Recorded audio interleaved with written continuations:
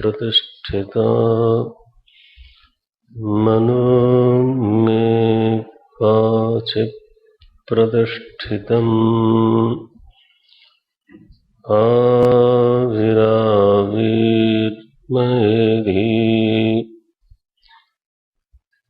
वेदस्य मानिस्थः श्रुतं मे मा प्रहासीः अनेनाधीतेन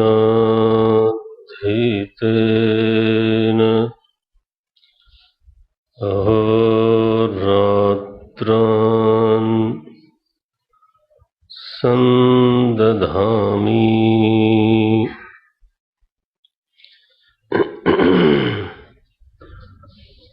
श्रुतं वदिष्यामि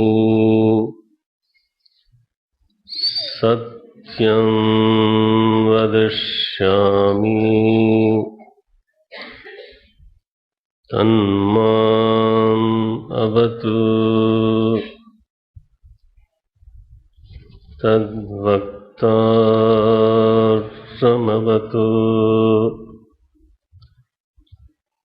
अवतु माम्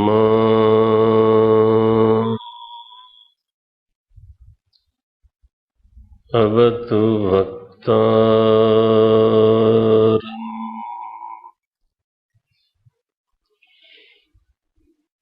अवतु वक्तारम्।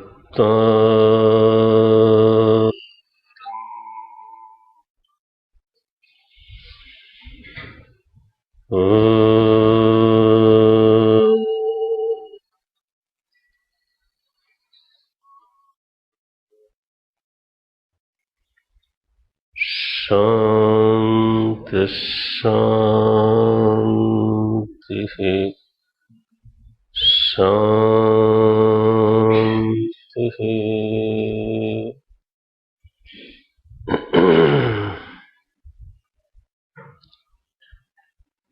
सच्चिदानंदरूपाय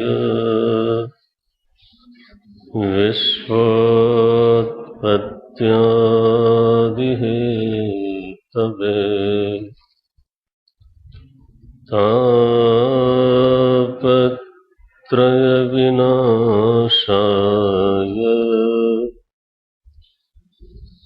श्रीकृष्णाय वयं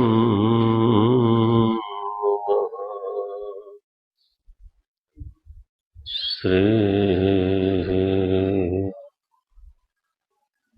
कृष्णाय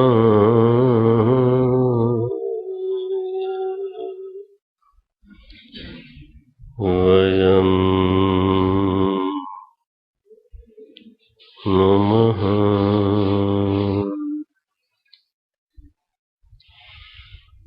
नारायणं नमस्कृत्य नरं चैव नरोत्तमं देवीं सरस्वतीं व्यासं ततो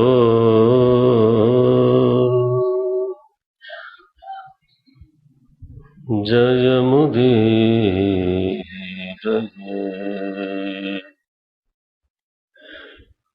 ततो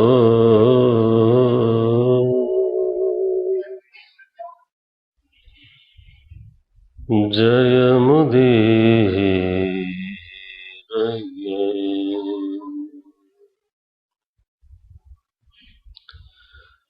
जय जय गोविंद जय हरि गोविंद जय जय।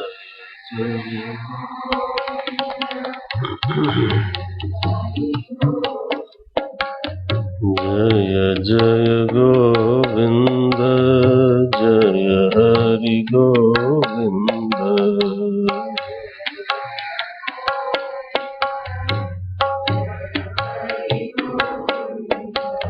जय जय गोविंद जय हरि गोविंद।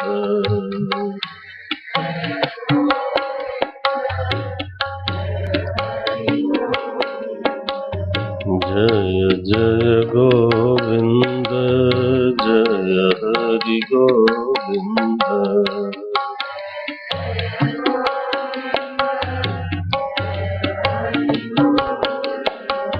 जय जय गोविंद जय हरि गोविंद।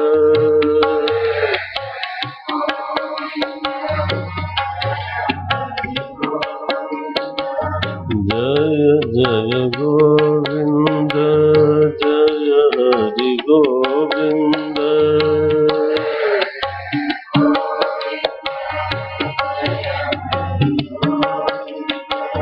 जय जय गोविंद जय हरि गोविंद।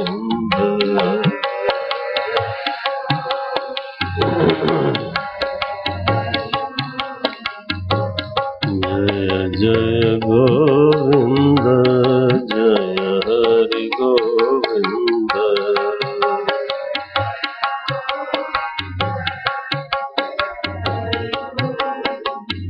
जय जय गोविंद जय हरि गोविंद।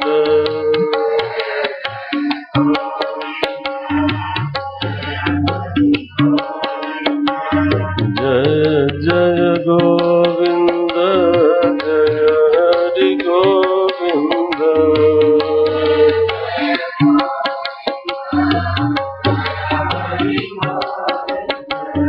जय जय गोविंद जय हरि गोविंद।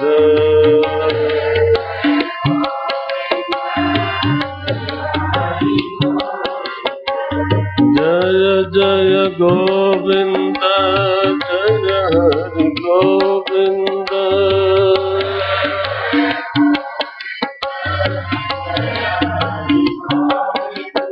जय हरि गोविंद। जय हरि गोविंद। जय जय गोविंद जय हरि गोविंद।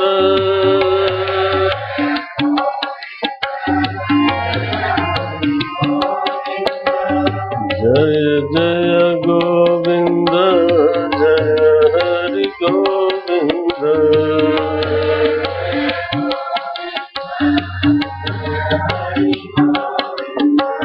जय जय गोविंद जय हरि गोविंद।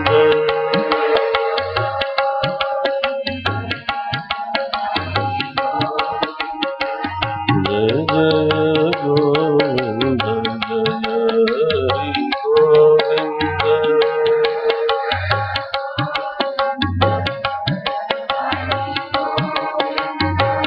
जय जय गोविंद जय हरि गोविंद।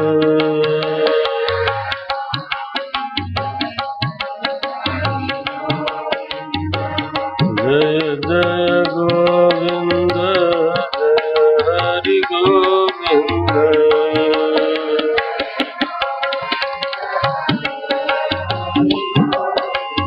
जय जय गोविंद जय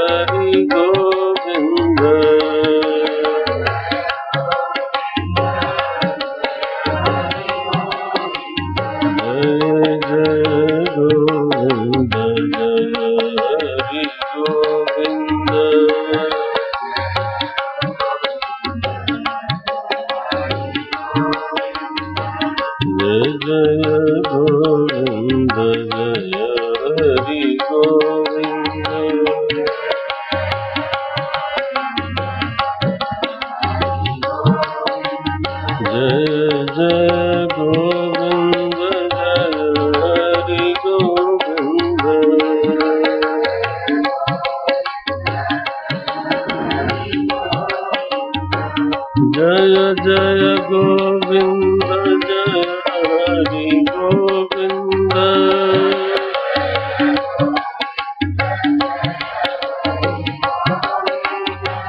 जय जय गोविंद जय हरि गोविंद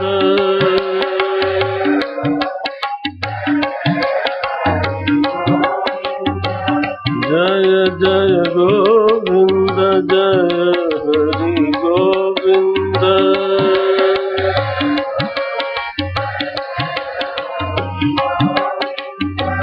जय जय गोविंद जय हरि गोविंद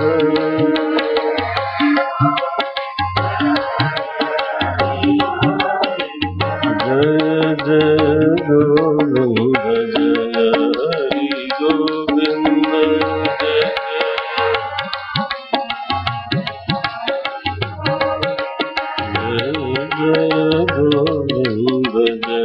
हरि गोविंद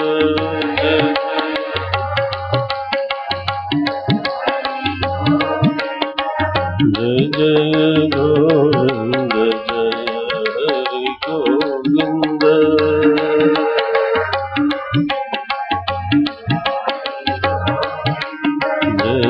जय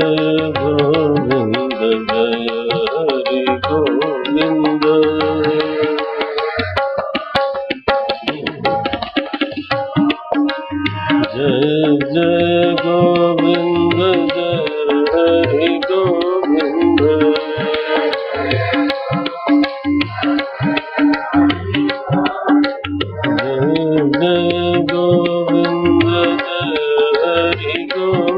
गोविंद जय जय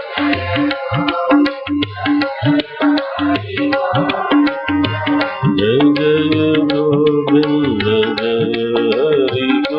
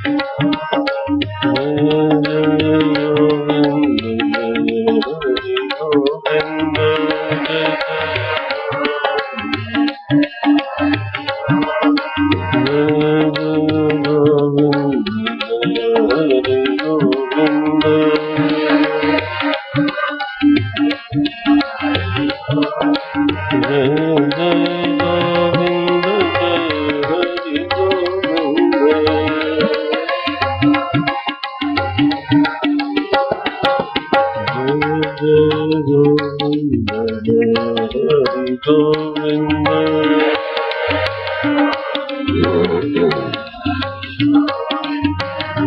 हरि गोविंद जय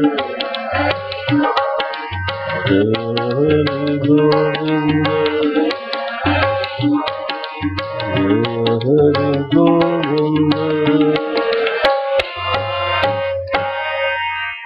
बोलिए श्री कृष्णचंद्र भगवान की, श्रीमद्भागवत भगवान की, श्री सुखदेव जी महाराज की, सद्गुरुनाथ महाराज की, सब संतन की, उमापति महादेव की जय।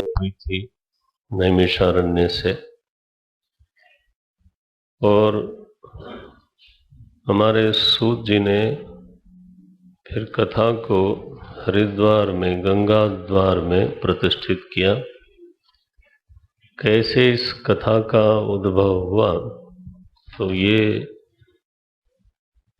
कथा बताते हुए निर्णय दिया कि भक्ति को सुख पहुंचाने के लिए उसके सुपुत्रों को ज्ञान वैराग्य को परिपुष्ट करने के लिए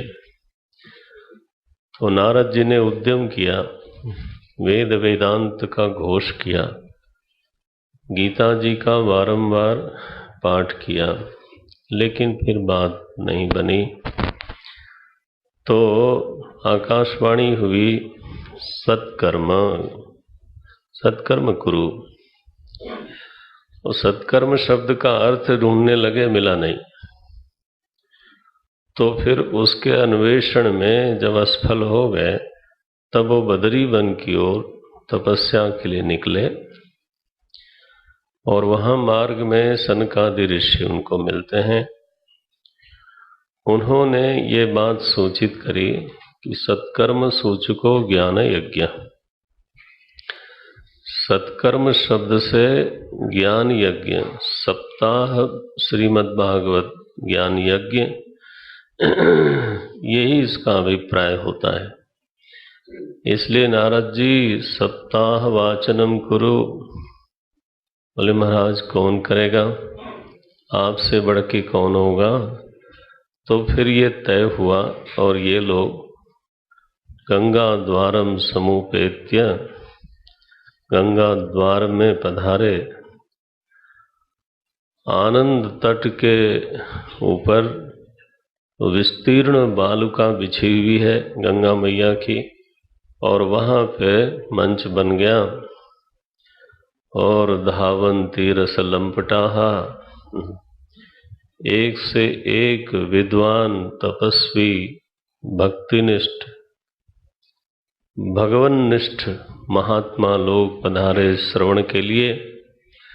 सारी नदियां, पवित्र सरोवर, पवित्र वन, पवित्र पर्वत, सब के सब मानव देह धारण करके तो वहां पहुंचे। कोई प्रामाणिक कथा हो रही हो तो आज भी पहुंचते होंगे। हाँ, भागवत जी में ये बिल्कुल संभव है। इसलिए ऐसा भाव रखने में कोई युक्ति विरोध नहीं है कि हमारे बीच में, हमारे आसपास वो लोग भी होंगे, और अगर वो लोग होंगे तो अदब होनी चाहिए। अगर इतने बड़े लोग होंगे और इस बात की अनुभूति होवे, एहसास होवे कि नहीं वो लोग भी हैं, तो फिर तो वो अदब होनी चाहिए, वो विनय और वो सावधानी तो हम सभी के हृदय में जितनी बन सके बनानी चाहिए। भागवत जी में और विशेष रूप से सप्ताह वाचन में ऐसा क्या वैशिष्ट्य है कि जो वेद वेदांत का परिणाम नहीं हुआ, वह परिणाम भागवत श्रवण से हुआ। तनयौ तरुणौ गृहीत्वा, तो ये प्रश्न दो बार आया। हाँ, नारद जी ने एक बार सनकादि ऋषियों से कहा, तो उन्होंने तो उत्तर दिया कि जैसे पूरे वृक्ष में रस होता है, लेकिन परिपक्व फल का प्रभाव कुछ और ही होता है। बाद में सूत जी ने यही प्रश्न किया सौनक जी से कि महाराज ये तो बड़ा अद्भुत है, माने प्रकाशितः को भी नवीन मार्ग, ये तो कुछ नवीन मार्ग ही हो गया, ये कैसे हुआ। तब बोलते हैं कि असल में जब भगवान स्वयं अपने धाम में जाने का संकल्प कर चुके और उद्धव जी इतने बड़े भक्त हैं, तो उनको इस बात की अनुभूति हो गई कि अब लगता है कि ये लीला संवरण करने वाले हैं। तो गए वहां गए, बोले माँ व्रज, हे प्रभु अपने भक्तों को छोड़ करके तो ऐसा न करो, सृष्टि को मने अनाथ न कर दो। आपके नहीं होने पर भक्तों की रक्षा, धर्म की रक्षा कौन करेगा? भगवान ने विचार किया, उद्धव जी के अनुरोध पर, उद्धव जी के निवेदन पर विचार किया। बोले बात सही है। तो इस कल्प में श्री कृष्ण प्रभु की लीला का संवरण होने पर वो स्वधाम नहीं जाते। स्वकीयम यद भवेत तेजः तच्च भागवतार्णवम, वो तच्च भागवते दधात, जो भी उनमें तेज ऐश्वर्य था उस सब को समेट करके श्रीमद् भागवत में उन्होंने रख दिया।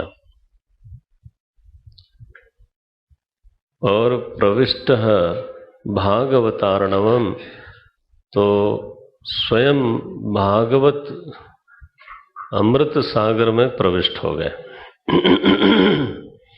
अब चूंकि भागवत स्वधाम, भगवान का स्वधाम क्या बना फिर? श्रीमद् भागवत। वहीं जा करके तो वो लीन हुए।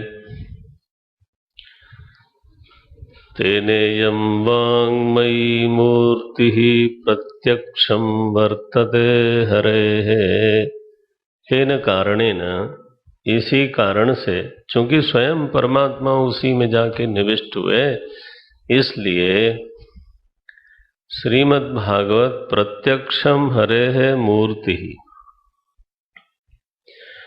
इसलिए भागवत जी का निश्चय ही शौनक जी महाराज को सूत जी समझाते हैं। सूत जी बोले, शौनक जी ये तो साक्षात प्रत्यक्षम कृष्ण एव ही, ये तो श्री कृष्ण ही हैं, तो उनका प्रभाव तो बड़ा होना ही चाहिए। सनकादि ऋषियों ने जब कथा आरंभ करी तो पहले भागवत जी के महात्म्य का गान किया। महात्म्य श्रवण से ही भक्ति मैया जो हैं अपने दोनों तरुण पुत्रों को लेकर के तो सभा में पहुंच गई। क्वाहम तिष्ठामि, मैं कहाँ रहूं? बोले हरिदास चित्ते, देवी आप और कहाँ रहोगी? भूमि के आसन पर तो आपका क्या आसन लगेगा, आप तीनों वहीं विराजो। तो जितने भी श्रोता थे जिनमें प्रभु के लिए दासत्व था, अब यहां नहीं लिखा कि सभी श्रोताओं के चित्त में बैठ गए, ये नहीं लिखा। तदा निषण्णा हरिदास चित्ते, जिन जिन लोगों के हृदय में भगवान की भक्ति थी, भगवान के प्रति विनय था, भगवान में भरोसा था, एक दासत्व की भावना प्रबल हो गई थी। दासत्व की भावना का मतलब है दासोहम, यह वृत्ति तो रहती ही है, लेकिन त्वम स्वामी, दासो हम रटने की बजाय त्वम स्वामी असि, हे प्रभो त्वम तु मम स्वामी, मैं कोई ऐसे ऐरा गहरा थोड़ा हूं, आप तो मेरे स्वामी हो। अस अभिमान जाय नहीं भोरे, मैं सेवक रघुपति पति मोरे। ये सुतीक्ष्ण जी ने भगवान के सामने वर मांगा। भगवान ने कहा भाई वर मांगो। बोले महाराज अब क्या वर मांगो, अभी तक तो कभी मांगा नहीं, तो जानता नहीं कि क्या मांगना चाहिए। उनका अच्छा चलो, जब कुछ नहीं मांगते तो मैं भक्ति देता हूं तुमको। भक्ति मिल गई तो बोले महाराज अब तो बुद्धि भी आ गई, तो अब कुछ मांगूंगा। बोले ये क्या है, तू चालाकी करता है मेरे साथ? आपकी दी हुई बुद्धि है, मैं क्या चला, मैं तो बिल्कुल बेवकूफ मूढ़ा है। क्या मांगते हो, बोलो, चलो दिया। बोले मेरा कभी अभिमान न जाए। अब बोलो ऐसे भी भक्त हुए। बोले मैं सदा नित्य निरंतर अभिमानी बना रहूं, भूले ही नहीं। अस अभिमान जाय नहीं भोरे। अच्छा, क्या अभिमान चाहिए तुमको? क्योंकि अभिमान किसी न किसी का आलंबन लेकर के ही अस्तित्व में आता है। अभिमान निरालंब होता नहीं। धन का आलंबन ले ले, मैं धनी। बुद्धि का आलंबन ले ले, मैं बुद्धिमान। बल का आलंबन ले ले, मैं बलवान। और नहीं तो किसी बड़े अफसर का आलंबन लेके कहे कि जानते हो मैं उसका चपरासी हूं। महाराज, कंस का जो धोबी था ना, उसको अभिमान था कि तुम मुझे एरा गहरा समझते हो, मैं महाराजा धीराज कंस का। वो तो ठीक है, महाराज धीराज होंगे, तुम क्या हो? बोले मैं उनका धोबी हूं। लो आलंबन के बिना अभिमान नहीं होता। और अभिमान मिटाने से भक्तों ने माना कि जल्दी मिटता नहीं है, तो चलो फिर नहीं मिटता है तो अभिमान ही कर ले, क्या बुराई है? भक्ति मार्ग में मिटाने से बढ़िया है उसी का सदुपयोग कर लो। ममता बड़ी बंधनकारिणी है, सही बात है, लेकिन गोस्वामी जी ने कहा कि अब ममता तो मिटती नहीं भाई। नहीं मिटती है तो अब मैं मिटाऊंगा नहीं, इसको और बड़ा करूंगा। और ये जो 15 जगह बिखरी हुई ममता है, इसको इकट्ठा करूंगा। सब कर ममता ताग बटोरी, मम पद मनहि बांध बर जोरी। सबकी ममता के धागे जो बिखरे हैं हजारों में, अब मैं समेटूंगा उसको और एक मोटी रस्सी बनाऊंगा और भगवान के चरणों से उसको लगाऊंगा। अब तो ठीक है, कहां ममता मिटाने की जरूरत है? ममता करनी है तो प्रभु में कर लो। त्वम स्वामी असि मम, हे प्रभो, नित्य निरंतर इस स्मृति में, इस अनुभूति में जो सद साधक जागता है ना, उसको हरिदास बोलते हैं। ठीक है माने दासो हम क्या रटना है? अगर मेरा कोई स्वामी है तो मैं स्वाभाविक रूप से उसका दास तो फिर है ही। हे प्रभो, ना हम अनाथः, त्वमेव मम स्वामी असि। तो ऐसी जिसके भीतर हाँ, प्रबल भावना रहती है, कभी अपने को अनाथ अनुभव ही नहीं करता। और उसका दूसरा पहलू भी है, कभी अपने को बेलगाम भी अनुभव नहीं करता, क्योंकि स्वामी होवे तो फिर तो वो भी बात है ना कि बेलगाम तो नहीं चाहिए ना फिर। नारायण। तो हरिदास चित्ते तदा निषण्णा, भक्ति देवी भगवान के दासों के चित्त में विराजमान हो गई।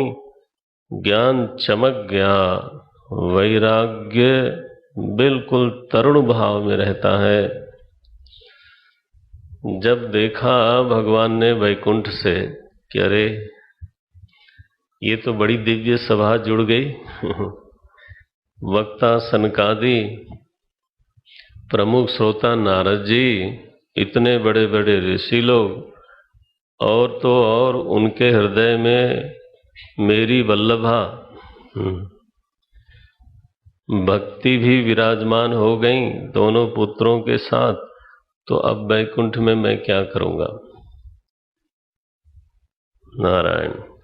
अब देखो ये भागवत जी की छटा है, किस तरह से रचना होती है। तो जब ये ठाट बन गया ना, तब भगवान ने वैकुंठ से प्रस्थान किया। बोले अब वैकुंठ में मजा नहीं आ रहा है, 1 सप्ताह वहीं गंगा द्वार में बिताता हूं।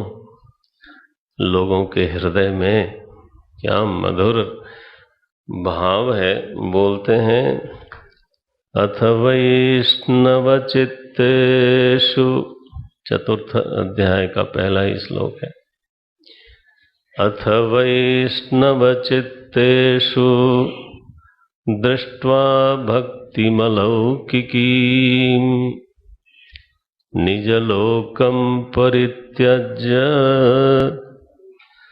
भगवान भक्तवत्सलः। कैसे आए महाराज? वनमाली घनश्यामः पीतवासा मनोहरः। से मधुर मधुर श्लोक लिखे हैं। वनमाली घनश्यामः पीतवासा मनोहरः कांची कलापरुचिरः लसन्मुकुटमण्डलः त्रिभंगललितश्चारु कौस्तुभेन विराजितः कोटिमन्मथलावण्यो हरिचन्दनचर्चितः परमानन्दचिन्मूर्तिः मधुरो मुरलीधरः आविवेश स्वभक्तानां हृदयान्यमलानि च। स्वभक्तानां न तो सर्वेषां। ये बीच में एक बात लगा दी गई है, स्वभक्तानां अमलानि हृदयानि आविवेश। अपने भक्तों के अमल निर्मल मन में हमारे मालिक साहब प्रविष्ट हो गए। अब तो सभी को, जितने भी वहां भक्त बैठे थे कथा के पूर्व में ही, तो अपने हृदय में प्रभु के होने का एहसास होने लगा।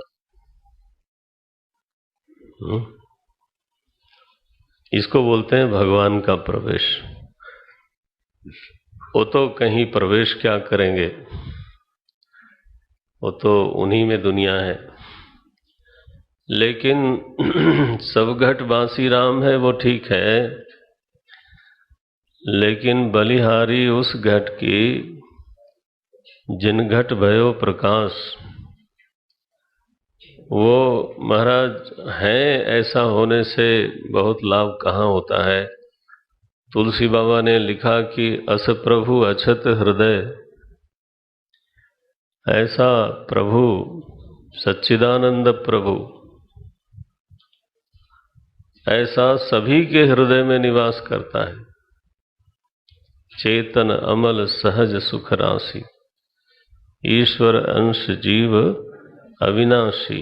जीव तो ऐसा ही है, उसके हृदय में तो प्रभु विराजते हैं। लेकिन क्या, अस प्रभु अछत हृदय अविनाशी अविकारी, सकल जीव जग दीन दुखारी। क्या विडंबना है कि आनंद सिंधु घर में रहता है, हृदय में रहता है, और लोग दुखी हैं। तो प्रकाश नहीं है ना।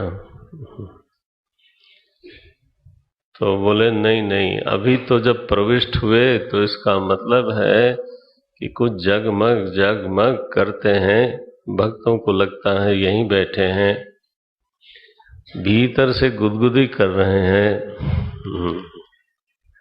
है ना। तो चित्त जो प्रफुल्ल हुआ तो मुख कांति प्रफुल्ल हो गई।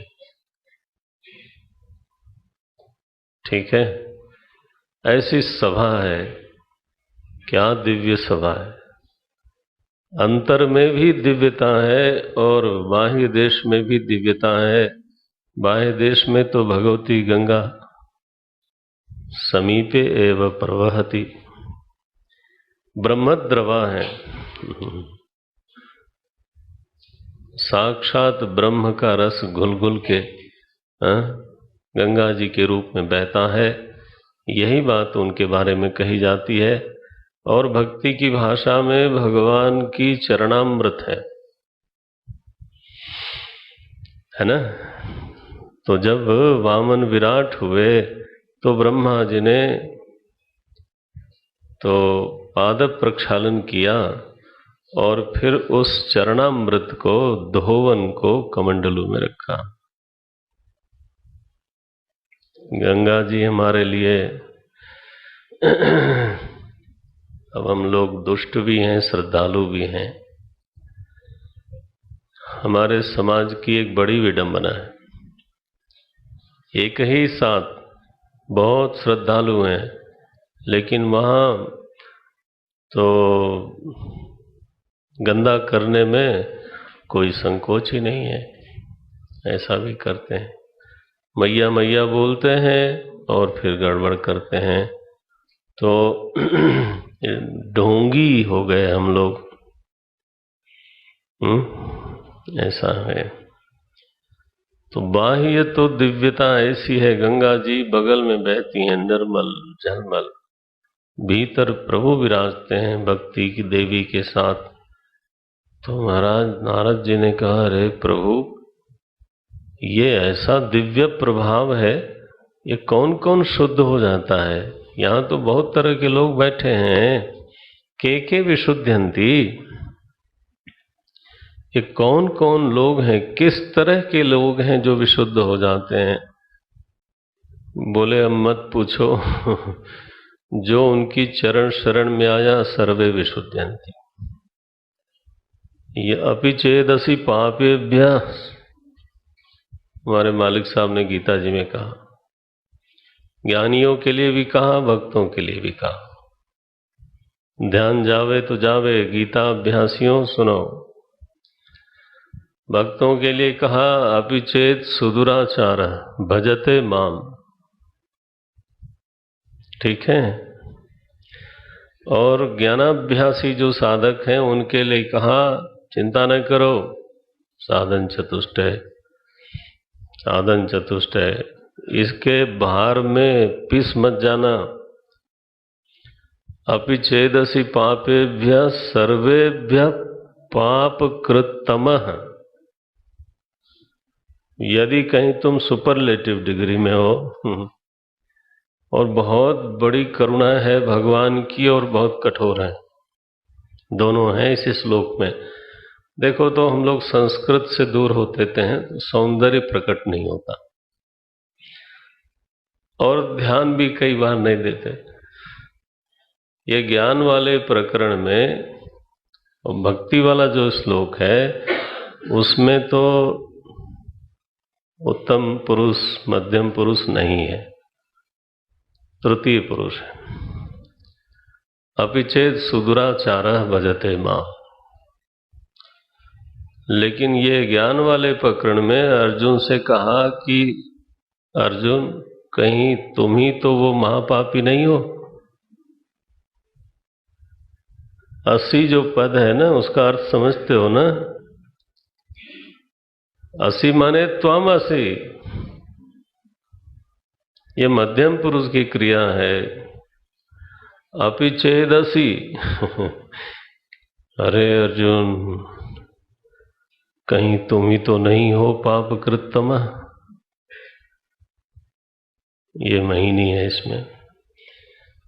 गीता जी जीवन भर पढ़ा जाए कुछ न कुछ माता जी देती ही रहती, उनका दूध कभी कम नहीं होता। अपि चेदसि पापेभ्यः सर्वेभ्यः पापकृत्तमः सर्वं ज्ञानप्लवेनैव वृजिनं संतरिष्यसि संतरिष्यसि त्वाम। तुम तर जाओगे, वचन देता हूं। एक बार नाव में बैठ तो जाओ। प्लव माने नौका। तो के विशुद्धयन्ति, बोले सर्वे विशुद्धयन्ति। इस विषय में तुमको मैं एक कथा सुनाता हूं। तो सनकादि ऋषियों ने महात्म्य में ही एक कथा सुनाई। तुंगभद्रा नदी है, उसके तट पर एक शहर, एक नगर, एक गांव रहता है। क्या नाम है भाई? बोले उत्तमपुरी। उसका नाम है उत्तमपुर। और उसमें एक पंडित जी रहते थे, पंडित आत्माराम।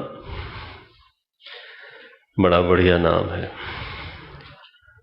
और उनकी पत्नी है, उनका भी बहुत बढ़िया नाम है।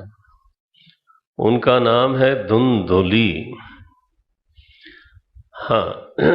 और वो बड़ा महाराज शुक्लोद्भवा, बड़े अच्छे कुल में उनका जन्म हुआ है।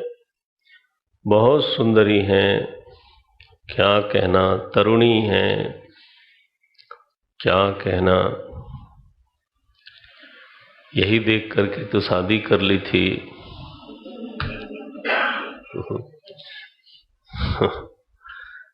लेकिन जब शादी हो गई और कुछ दिन बीते तो उनको एहसास हुआ कि ये तो अपनी ही बात मनवाती है, कभी हमारी मानती नहीं।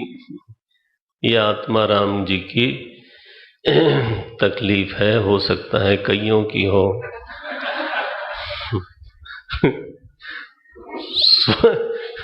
स्ववाक्य स्थापिका नित्यम। आप लोग हंस रहे हो, तब भी लोगों ने मुड़ के देखा, तेरी हिम्मत। मैंने देखा दोनों को, लेकिन जो चतुर चालाक थे वो हंसते समय दूसरी तरफ देख रहे थे। तो यहां लिखा स्ववाक्य स्थापिका। चलो भाई, अपनी बात की स्थापना करो, लेकिन कभी कभी उनकी भी मान लो। ना ना ना, नित्यम। क्या आनंद है,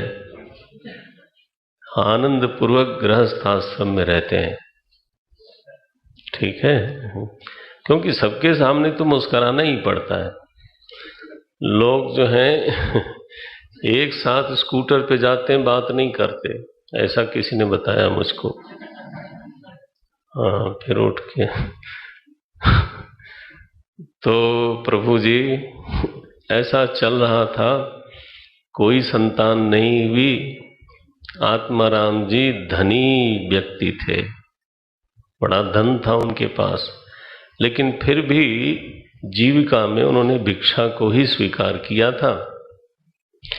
तो भिक्षा मांगते थे, दान लेते थे, धनी थे।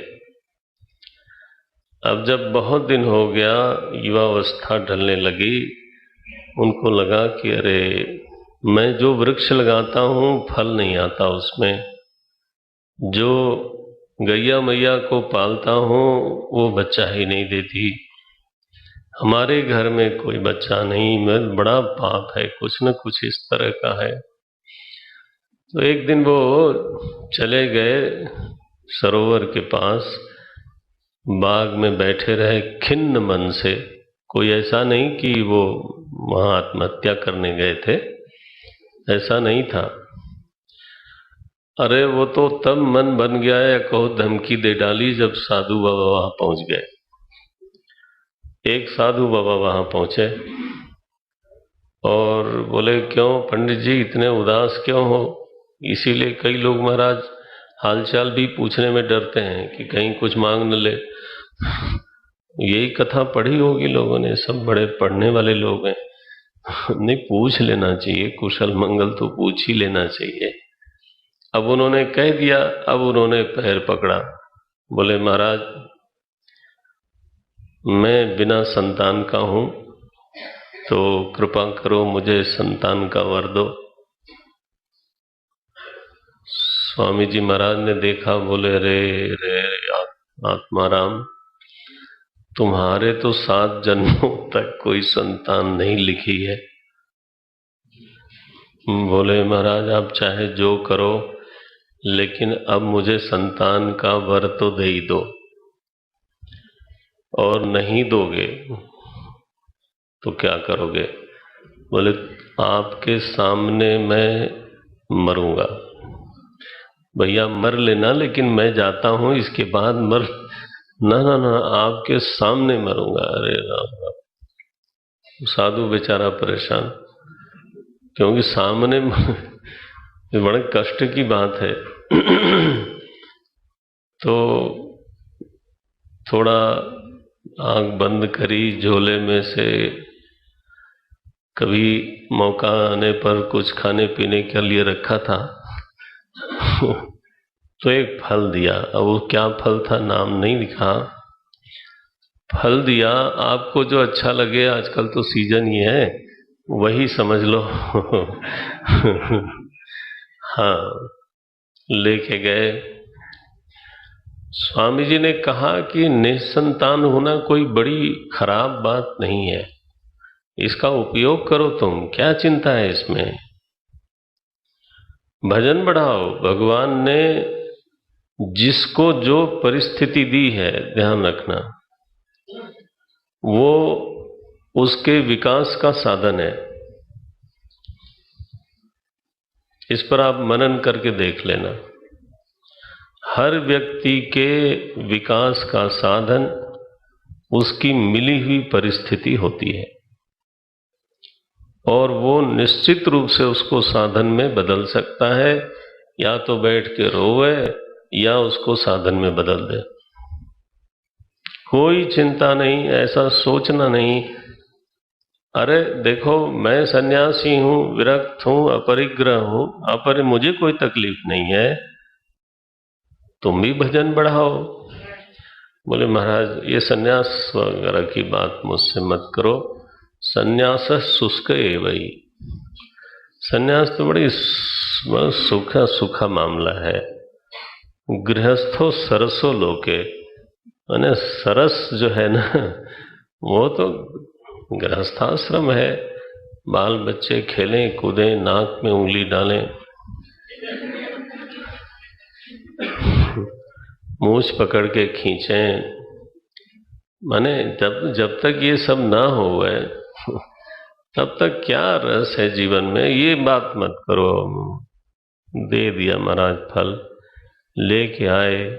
धुंधुली के लिए आदेश था कि 1 वर्ष तक वो किसी की निंदा विंदा न करे, द्वेष न पाले, संयम पूर्वक रहे, एक समय भोजन करे। राम राम, निश्चय ही तुम्हें एक बहुत सात्विक संतान हो जाएगी। अब जब पंडित जी आए, महाराज बताया कि ऐसा ऐसा हुआ है, उसने अपना माथा ठोका, उसने कहा इनको क्या परेशानी थी, मैंने तो कभी कहा नहीं। ये तो बहुत आधुनिक विचारों वाली थी धुंधली।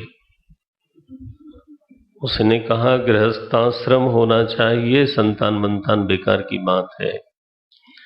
हाँ, माने उनका ये निर्णय है कि निसंतान जो तरुणी है वो ज्यादा सुखी रहती है।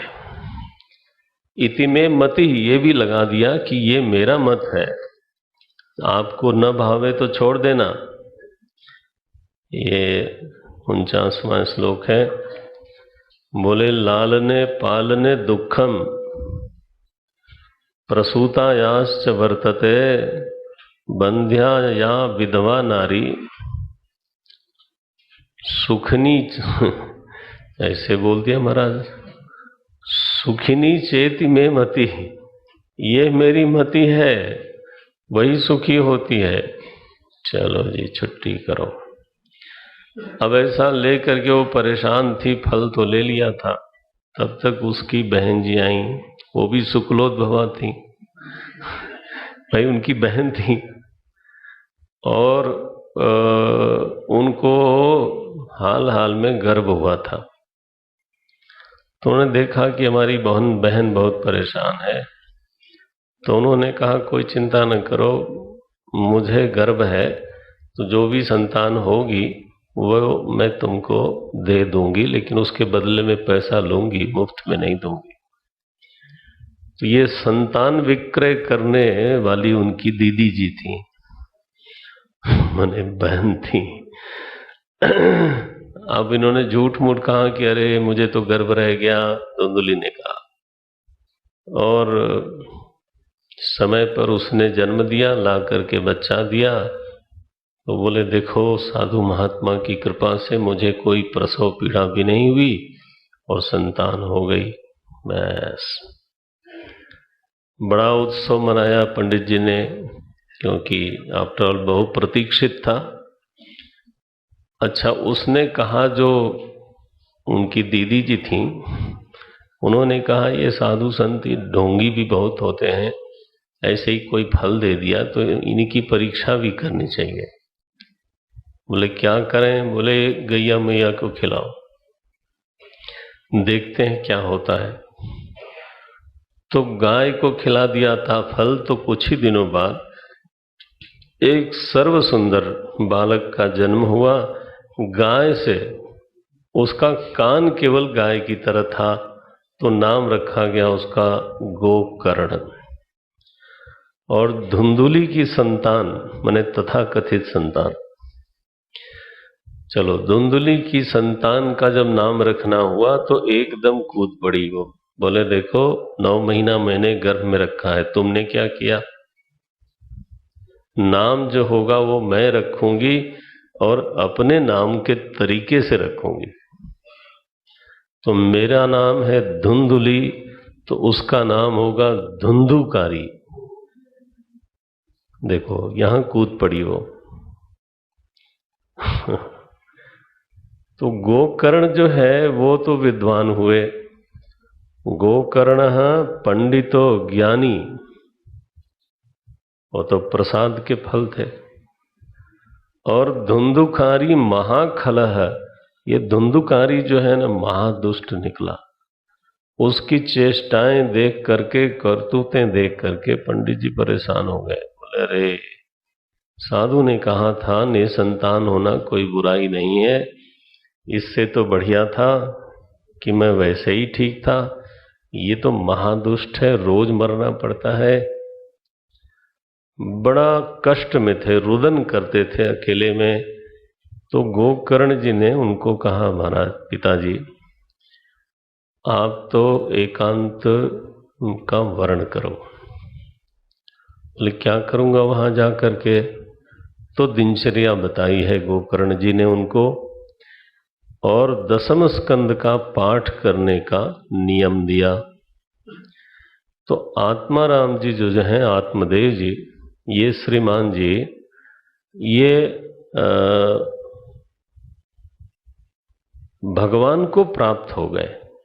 स कृष्ण माप, देखो इनको कृष्ण भगवान की प्राप्ति हो गई। 10मस्य पाठात, 10वें स्कंद का निरंतर पाठ करते थे, बार बार पूरा हो जाने पर फिर करते थे। ये पाठ का फल है। मुक्त हो गए, श्री कृष्ण की प्राप्ति हो गई। अच्छा, पिताजी जब चले गए तो धुंधुकारी ने और धुआं मचाया महाराज। हाँ हाँ, माता को एक दिन कस के मारा। अब वो बहुत परेशान हो गई, रात को एक दिन कुएं में जाके गिर पड़ी। वैसे उन्होंने छोड़ दिया शरीर। अब ये जनाब पंचपण्य ये लिखा, बाजारू 5 स्त्रियां ले आया। माने ऐसा कोई कर्म नहीं था, जुआ, चोरी, हिंसा, व्यभिचार, दुष्कर्मों की पंक्ति में ऐसा कोई कर्म नहीं था जो धुंधुकारी ने छोड़ा। उसका उपलक्षण है ये। एक नहीं, बाजार से लाया, बाजारू स्त्रियों को लाया, और कितना बोले पंचपण्य, 5-5 स्त्रियां। पण्य का अर्थ होता है बाजार, हाँ? मैंने खरीद के ऐसे महाराज, अब वो उनकी रोज ही कोई न कोई मांग लगी रहती थी। हमारा पति कैसे सुखी होवे, यह तो पत्नी का स्वभाव है, ठीक है, और पत्नी कैसे सुखी होवे ये पति का, सतपति का स्वभाव है। लेकिन जो बाजारू है उसको आपको सुखी करने से क्या लेना देना है? वो तो मांगेगी, और इनको इतना दौड़ाया, हिंसा करें, चोरी करें, सारे कुकर्म कर डाले।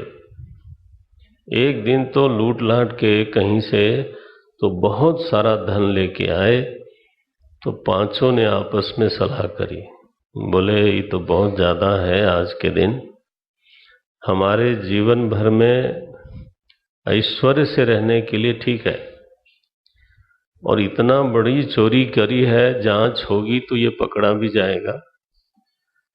तो अगर पकड़ लिया गया तो जो रखा है वो भी जाएगा, फिर वो भी जेल में जाएगा, और संभव है हम लोगों से भी पूछेगी तुम लोग यहाँ क्या कर रही हो, तो हमारी भी फजीहत हो। क्या करना चाहिए? बोले आज रात को इनको नमस्ते कर दो। महाराज पांचों मिली, रात को उनको बहुत मारा, मरे नहीं। ये दुष्ट जो है बड़े तगड़े होते हैं कई बार, ये मरे नहीं तो उसके मुंह पर आग रख दिया, तड़प तड़प के मरा ये। तो धुंधुकारी तो गए महाराज। गोकर्ण जी तीर्थ यात्राओं में इधर उधर तीर्थों में जाते रहते थे, उनको समाचार मिला तो उन्होंने गया में जाके श्राद्ध किया। जहां जहां तीर्थ था वहां वहां जाकर के श्राद्ध करते थे, और भ्रमण करते करते करते उत्तमपुर में एक दिन पधारे। अब घर तो उनका खंडहर हो गया था, तो रात्रि में गांव को बताया नहीं, सो रहे थे। ओ महाराज उपद्रव शुरू हुआ, कभी भैंसा बन जाए, कभी बकरा बन जाए, कभी इंद्र बन जाए, तरह तरह के रूप ले। लोगों को लगता है प्रेत योनि बढ़िया है, क्योंकि उसमें ताकत बढ़ जाती है। ऐसे मुझे कोई हमारा ब्रह्मचारी ही बोल रहा था। माने आदमी बेचारा कुछ नहीं बन सकता, वो देखो इंद्र भी बन जाता था, भैंसा भी बन जाता था। और आजकल सीरियल्स जो चलते हैं महाराज, वो तो ऐसे सुंदर सुंदर भूत और भूतनी होते हैं, उनसे डरना क्या। और वो महाराज दरवाजा बंद हो घुस जाते हैं आराम से, तो लोगों को लगता है ये तो ये बड़ी शक्ति है, दिव्य शक्ति धारण करने वाला कोई। अरे भैया वो आतिवाहिक शरीर है उसका, वो बिना दूसरे शरीर का आश्रय लिए पानी भी नहीं पी सकता, व्याकुल पीड़ित जीव है। तो ये महाराज जब गोकर्ण जी जगे, देखा तमाशा, अब हम लोग हों तो डरी जाएं, है ना। लेकिन उन्होंने कहा भाई तुमको कुछ तकलीफ लगती है, क्या बात है? देखो कस्तम, भक्ति का इतना बल है ना भीतर, कि ऐसे उटपटांग दृश्य देखने पर उनको कोई भय संचार हुआ नहीं। क्या हुआ? बोले करुणा का संचार हुआ। बोले कस्तम उग्र तरह, ये उग्र उग्र रूप धारण करने वाले तुम कौन हो भाई? बोले मैं बोलना चाहता है, बोल नहीं पाता है। कस्त्वम उग्रतरो रात्रौ कुतो यातो दशामिमाम किंबा प्रेतः पिशाचो वा राक्षसो सीति शमशनः। बताओ तुम कौन हो। बोल नहीं पाया, रोया। गोकर्ण जी ने अपने कमंडलू का जल उस पर छिड़का, तब वो बोल पाया, बताया मैं तुम्हारा भाई हूं, प्रेत योनि में चला गया हूं। बोले अरे तुम कैसे, मैंने तो गया में श्राद्ध किया, तीर्थों में श्राद्ध किया, तुम्हें ये गति कैसे हो सकती है। बोले महाराज आप 100 बार गया में श्राद्ध करो, मेरी मुक्ति, मैं कोई ऐसा वैसा पापी नहीं हूं, बहुत स्पेशल हूं। मैंने एक बहुत विशेष पापी हूं। गया श्राद्ध सते नापि मुक्तिर में न भविष्यति। नहीं होगी, क्या करूं। बोले मुझे नहीं मालूम, कुछ और उपाय करो। दूसरे दिन गोकर्ण जी आए, गांव वाले भी इकट्ठे हो गए। गोकर्ण जी ने सारा समाचार सुनाया और सूर्य देव की आराधना की, तो सूर्य देव ने स्पष्ट रूप से ये निर्देश किया कि श्रीमद् भागवत का तो सप्ताह वाचन करो। गोकर्ण जी ने आयोजन किया है, सभी श्रोता वहां इकट्ठे हुए। धुंधुकारी का शरीर आतिवाहिक, वो कहीं टिक नहीं सकता था, हवा के साथ उड़ता फिरता रहता था। तो एक बांस का आश्रय लेके कहते हैं, तो वहां वो श्रोता बना और फिर उसमें एक एक दिन में एक एक गांठ खुली, तो 7 गांठें थीं, खुल गईं, धुंधुकारी मुक्त हुआ। विमान आया महाराज उसके लिए बिल्कुल, और वो सारूप्य मुक्ति को प्राप्त हुआ। भगवान का पार्षद का जो रूप है वैसा रूप बना। वो गोकर्ण जी ने पार्षदों से पूछा, क्यों भाई। तो अत्र श्रोतारः बहवः सन्ति, हमारे श्रोता बहुत हैं, विमान आप एक लेकर के आए। बोले गोकर्ण जी बात आपकी ठीक है, लेकिन इसने श्रवण किया, बाद में मनन किया।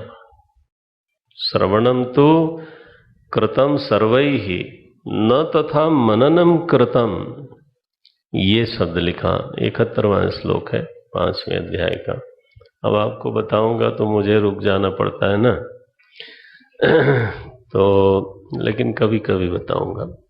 आखिर आप किताब लेके, ग्रंथ लेके बैठे हो, कुछ तो आपको फल श्रवणम तो कृतम सर्वैः न तथा मननम कृतम। श्रवण तो सबने किया, लेकिन श्रवण पूरा होते ही स्तुति निंदा में लग गए, दुनियादारी की बकबक में लग गए। ये चुपचाप बैठ करके मनन करता रहा, इसलिए इसका फल इतना बड़ा हुआ। फल भेद ततो, इसलिए ये फल में भेद आया। यहाँ कुछ बड़ी प्यारी प्यारी बातें गोकर्ण जी को पार्षदों ने बताई हैं। 73वां श्लोक भी देख लें, 74, 75, 76 चीजें मन में रखनी चाहिए। अदृढ़ं च हतम ज्ञानम प्रमादेन हतम श्रुतम। लापरवाही से सुना जाए तो वो श्रवण का फल नहीं है, और ज्ञान में दृढ़ता न हो तो उसका प्रभाव प्रकट नहीं होता, ऐसे बोलते हैं। मंत्र में संदेह हो तो सिद्ध नहीं होता, और चित्त व्यग्र हो तो जप फलदायी नहीं होता। व्यग्र चित्तो हतो जपः। देखें कितनी काम की बातें हैं। बोले अवैष्णव हतो देशो, वह जगह जहां कोई भक्त संत नहीं रहता है, वो देश चाहे कैसा भी समृद्ध हो, रहने लायक नहीं है।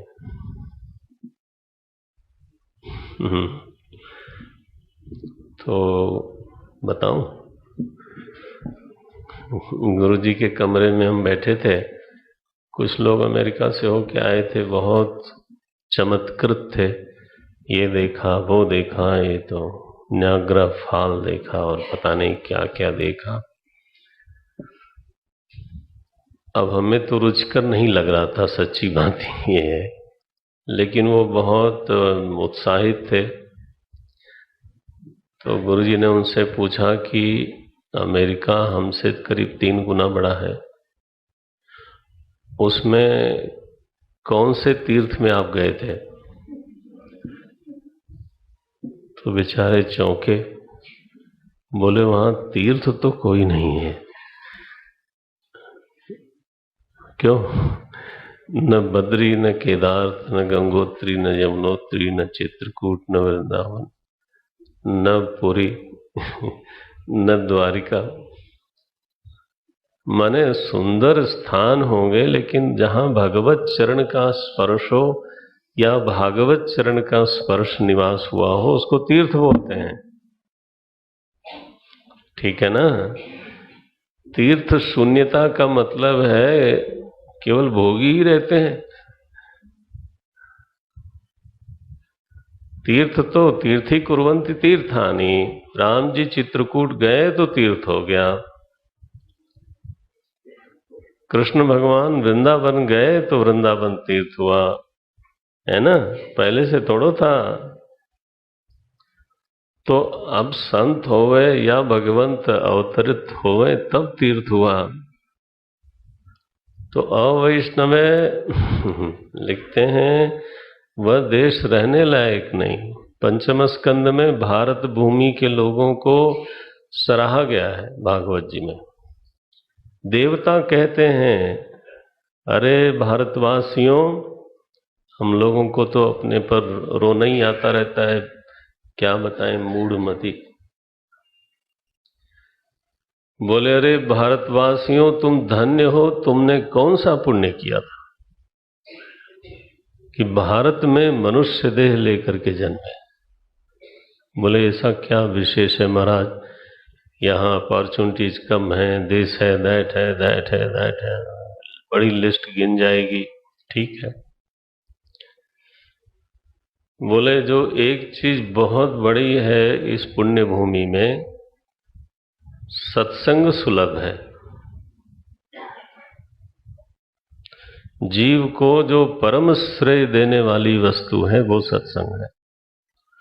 और ये इतनी बड़ी पृथ्वी पर, हाँ जी, जिम्मेदारी से बोलता हूं, इतनी बड़ी पृथ्वी पर सत्संग जितना सुलभ इस भूमि पर है, तो उतना सुलभ कहीं नहीं है।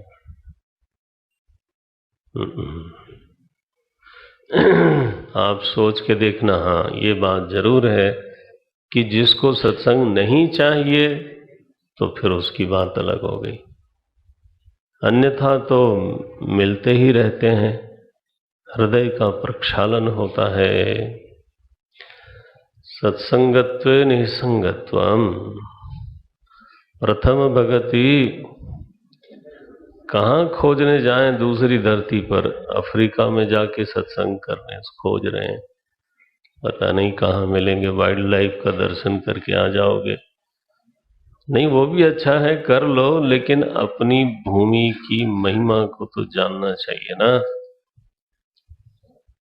ये तो महाराज तो धुंधुकारी की मुक्ति हो गई, और गोकर्ण जी को बताया उन्होंने कि देखो, जब साधना करते हो तो क्या क्या करना चाहिए।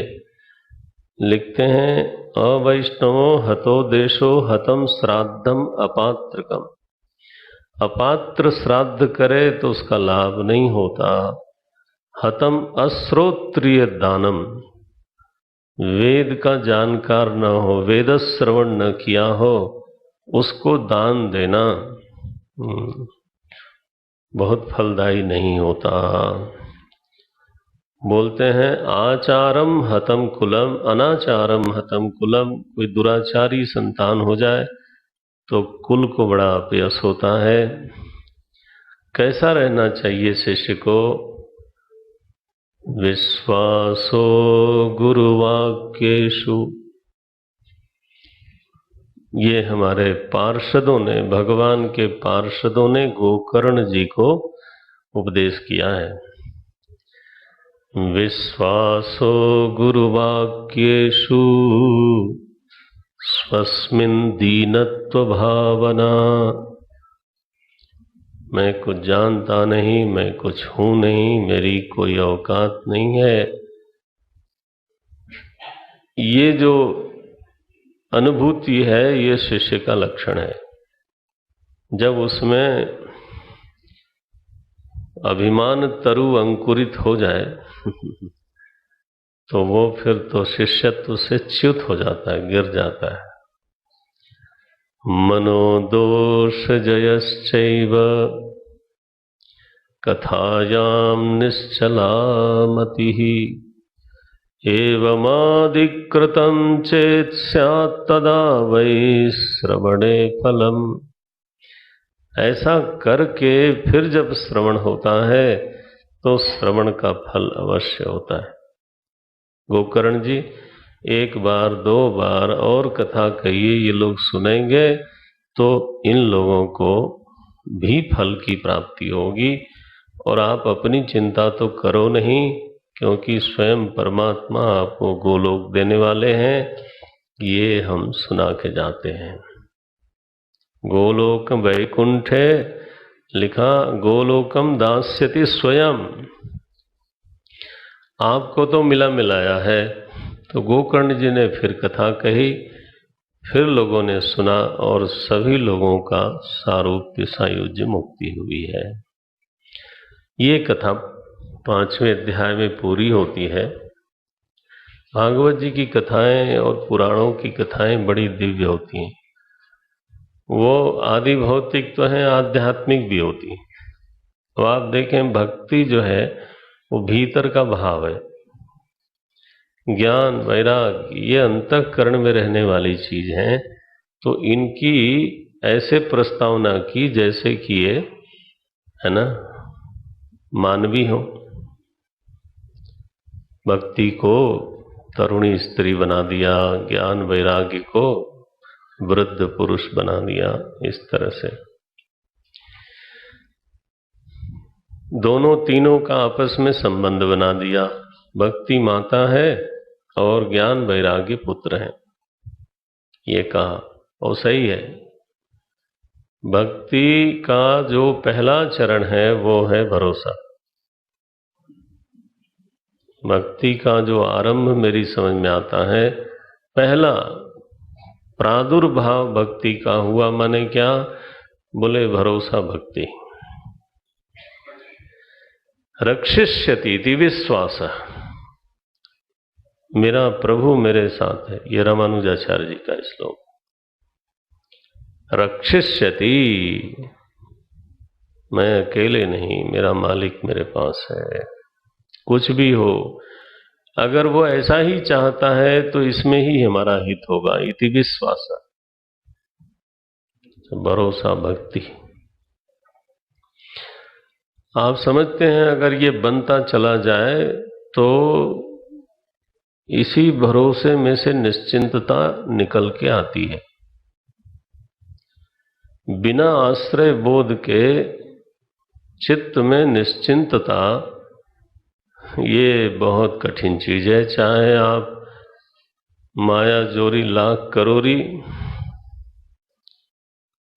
निश्चिंतता का निष्पादन अब आप देख लो, थोड़ी मात्रा में होता भी होगा, लेकिन जिस चीज के भरोसे हम निश्चिंत होते हैं वही चीज हमको डराने भी लगती है। नहीं डराती? धन से हम निश्चिंत होते हैं, धन की चिंता करते हैं, है ना? संबंध हमको निश्चिंत बनाता है और फिर अब इस विषय में तो आप जानते हैं कुछ न कुछ संबंध में तकलीफ भी है। यश से बड़ा बढ़िया वाली चीज है, लेकिन यशस्वी लोगों को मालूम है कि हाँ जी, अकेले घूम नहीं सकते। एक दूसरा यश फैलाने में, बनाने में तो लगा सालों, हाँ, और एक पांव फिसला तो नारायण यश का तो बंटा ढार होना है। ये नहीं होता है। इसलिए तो श्रुति माता ने कहा कि प्रयाण ही मंदो, कठोपनिषद का मंत्र है, प्रयाण ही मंदो योगक्षेमात् वृणीते। ये मंद व्यक्ति जो है योगक्षेम के दबाव में रहता है। जो जरूरी है वो मिल जाए पहले, अच्छा कदाचित किसी मात्रा में मिल गया तो अब बना रहे।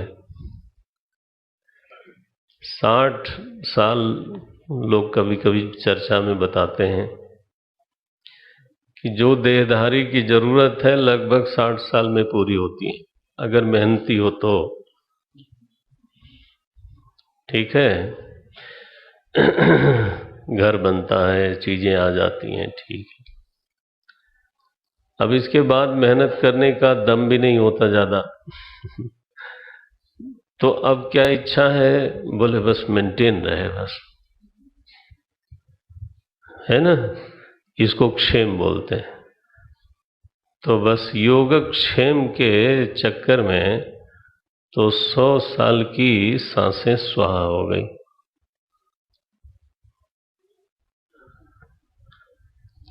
अब अटपटी लगे तो बुरा ना मानना भाई, ऐसे ही इग्नोर कर देना, लेकिन सच्चाई तो यही है। वेद ने कहा है, कोई ऐसा वैसा नहीं। योगक्षेमात् प्रयाण वृणीते। लोग श्रेय का वर्ण क्यों नहीं करते? बोले because people are in a pressure. किसका दबाव है? बोले यही है, योगक्षेम। धीरो ही, कोई धीर पुरुष है जो श्रेय का वर्ण करता है। तो ये निश्चिंतता तो देखो बाहरी चीजों के भरोसे ज्यादा आती नहीं, अगर सच में आती है तो वो एक ही है, योगक्षेमं वहाम्यहम्। ऐसा भरोसा होवे तब फिर तो ठीक है।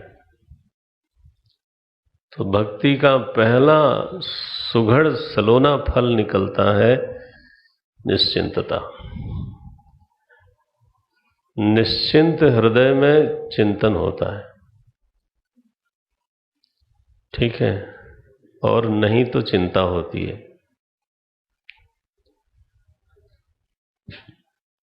निश्चिंतता ना हो तो चिंता होगी ना। चिंतन तो तब हो जब चित्त निश्चिंत हो, चिंतन होगा तो जिज्ञासा बनेगी। हाँ जी हाँ,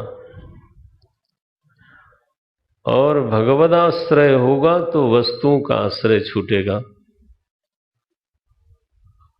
ठीक है, वस्तुओं का आश्रय लेना ही वैराग्य का विरोध है। और मन जब वस्तुओं का आश्रय छोड़ देता है उसी को वैराग्य कहते हैं। वस्तुओं को छोड़ दे उसको नहीं, वस्तुओं का बुद्धि में जो आश्रय बना बैठा है वो छूटे तो उसको बोलते हैं वैराग्य, स्वाधीन हो जाए।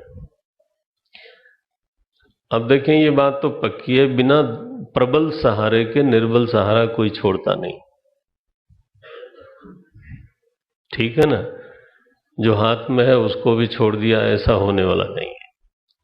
चाहे जितनी मर्जी हम लोग बोल लें और चाहे तो पीएचडी कर लें वैराग्य के ऊपर, हाँ कर लें, होगा नहीं। तो भक्ति के ही दोनों पुत्र हुए कि नहीं हुए? वैराग्य भी भक्ति का ही पुत्र हुआ, और चिंतन कराने वाले होने से, हाँ जी, ज्ञान भी भक्ति का ही पुत्र हुआ, इस रहस्य को समझें। ये क्या बढ़िया सुंदर संबंध दिया है कि भक्ति माता है और वैराग्य और ज्ञान ये दोनों उसी के पुत्र हैं। उनको स्वस्थ करने के लिए श्रीमद् भागवत जी की प्रवृत्ति। अब दूसरा जो महात्म्य कथा है ना आत्मदेव की, अरे राम राम, ये तो अध्यात्म में लगता है कि हमारी आपकी सबकी ही कथा है। पंडित आत्मदेव हैं, उत्तमपुरी में रहते हैं,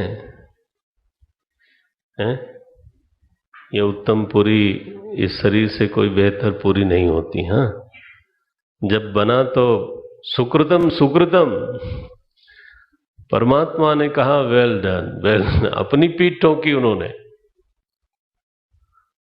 और उनकी पत्नी है धुंधुली, आपकी सबकी ब्रह्मचारी हो तो क्या हुआ। हाँ, धुंधुली माने होता है धुंधली, आप बोलते तो हो हिंदी में धुंधली बुद्धि, ठीक है ना, हित नहीं सूझता नहीं, इसको बोलते हैं। है तो बड़े अच्छे कुल की, इसमें कोई दो राय नहीं है, नारायण। हाँ, लेकिन बात अपनी मनवाती है, आत्मदेव की सुनती नहीं, नहीं मनवाती। अच्छा भैया, अब साधु ने फल दिया कि संतान हो जाए, उसने उसका भक्षण ही नहीं किया। किसी और के लड़के को अपना लड़का बनाया, ये अहंकार महाराज हैं, उन्हीं के बेटे हैं, और बहुत धुआं फैलाते हैं, धुंधुकारी। नहीं लगता? हमें तो लगता है।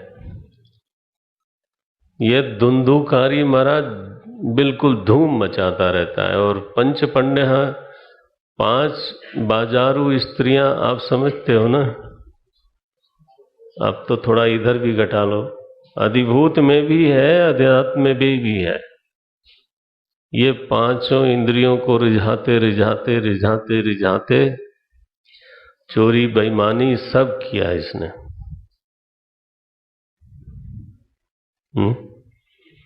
तो प्रेत की तरह इधर उधर भटकता है। इनका उद्धार होना है तो फिर भागवत जी की कृपा होए। देखा, हम पहले भी ये बता सकते थे अगर बहुत संक्षेप करना होता तो, लेकिन यह है कि अब कथा है तो दोनों चलना चाहिए। तो इस तरह से 5 अध्यायों में तो कथा, महात्म कथा बताई। 6ठे अध्याय में तो कैसे सप्ताह का अनुष्ठान होना चाहिए, विधि क्या है, इसका 6ठे अध्याय में वर्णन है। और इस प्रकार से पद्म पुराण का ये महात्म्य पूरा होता है। अब हम लोग असली माने श्रीमद् भागवत जी में प्रवेश करेंगे। और मैं चाहता हूं कि आप लोग 15 मिनट बाद आवें फिर से, है ना। तो जरा निश्चिंत होके बैठे, और हम भी जाएंगे, क्योंकि हम नहीं जाएंगे तो कुछ बच्चे ऐसे हैं जो बेचारे हिलेंगे नहीं, बहुत लोग ऐसे हैं जो नहीं जाएंगे, तो कष्टम वर्तते हैं। तो आप सभी लोग उठ जाओ पीछे से भी, या कहो तो मैं पहले निकल जाऊं। हाँ चलो, मैं ही निकलता हूँ। ओम तत्सत। आप चाहें तो कुछ तब तक गावें, और आप चाहे तो बाद में चले जाइएगा।